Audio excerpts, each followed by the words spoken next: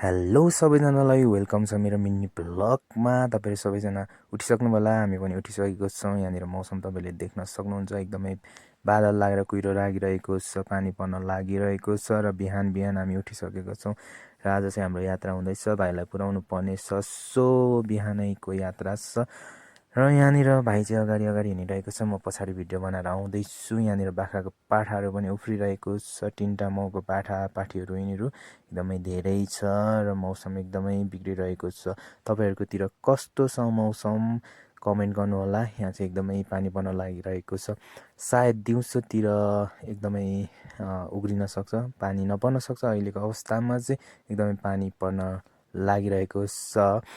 यहाँनिर एकदमै हरियो वन जङ्गल छ होइन, गाउँतिर त्यस्तै हो, हरियो वन नेपालको धन भने जस्तै गाउँतिर एकदमै जङ्गल वन जङ्गल धेरै हुन्छ। र यहाँ चाहिँ भाइ अगाडि अगाडि हिँडिरहेको छ, छिटो आउनु भनिरहेको छ मलाई र म पनि हिँडिरहेको छु यहाँनिर, किनकि हाम्रो बाइक चाहिँ अलिकति परतिर भएको कारणले हामी बाइकसम्म हिँड्दै हिँड्दै जानुपर्ने हुन्छ यहाँनिर। सो हामी चाहिँ हिँडिरहेको छौँ बाइक भएकोसम्म, अनि बाइक भएकोदेखि चाहिँ हामी बाइक चढेर हामी भाइलाई पुऱ्याएर म चाहिँ फर्किनेछु यहाँनिर।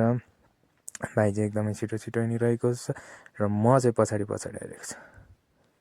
ल त साथीहरू, बाइक भएको ठाउँमा पनि हामी आइसकेको छौँ र बाइक पनि स्टार्ट अवस्थामा भइसकेको छ यहाँनिर। थोरै यहाँनिर इयरफोन लाउनु पर्ने भएको कारणले गर्दा रोकिएको छौँ। ल हामी फाइनल्ली हामी पुगिसकेको छौँ यहाँनिर। चिया सिया हामीलाई खाएर बसिरहेको छौँ, खाजा साजा। र यहाँनिर अब भाइलाई छोडेर म चाहिँ फर्किनु पर्ने हुन्छ, अनि हामीले चिया सिया खाजा खाएर अब छुट्नु पर्ने बेला हुन्छ। ल म भाइलाई छोडेर यहाँनिर घर पनि आइसकेको छु, अनि यहाँनिर काम चाहिँ रहेछ दाउरा चिर्ने र आज चाहिँ फटाफट दाउरा चिरिरहेको छु यहाँनिर मैले। र दाउराहरू थन्काउनु पर्ने हुन्छ, पानी परिरहेको छ होइन, के गर्नु यस्तै भयो, ढिलो छ। ल मेरो फेरि एक्टिङ गइहाल्छ भिडियो बनाएपछि होइन, गर्ने खालको एउटा एक्टिङ आइहाल्यो है, दिइ पनि हालेँ मैले।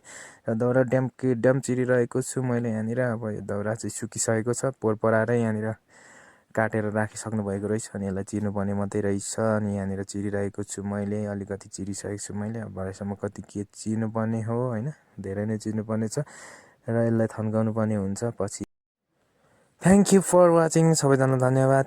सपोर्ट गरिदिनु होला, माया गरिदिनु होला, सब्सक्राइब गरिदिनु होला, फलो गरिदिनु होला है त। अर्को ब्लगमा फेरि हामी भेट्नेछौँ।